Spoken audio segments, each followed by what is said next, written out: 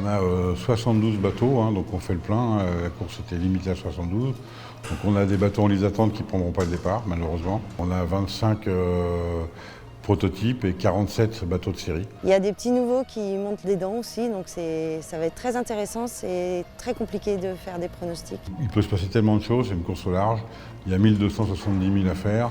Il y a l'atterrissage sur les Açores qui est toujours très très complexe, ou dans la pétole. Par où il faut passer, est-ce qu'il faut laisser l'archipel passer plutôt par le nord ou plutôt par le sud? C'est la plus grosse course pour la classe mini dans les années paires.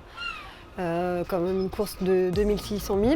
Donc il y a un enjeu aussi au niveau du championnat de France, puisque c'est la dernière étape du championnat de France. Une fois que le départ va être donné vendredi, à 13h, il va falloir qu'ils gèrent le sommeil, les cargos, les bateaux de pêche au nord de l'Espagne. Ils commencent à se rendre compte que c'est pas non plus une petite course. C'est une course, voilà, il y a un parcours de qualification qui est assez exigeant. Il faut avoir fait déjà quelques courses sur le circuit mini, avoir fait la fameuse qualification, donc le parcours de 1000 milles nautiques jusqu'en Irlande pour pouvoir y participer. Le rôle de la classe mini est d'assurer que tous les marins et les bateaux sont prêts techniquement pour participer à une course telle que les Sables des Açores. Ça va être la guerre parce qu'on est un beau plateau là en proto.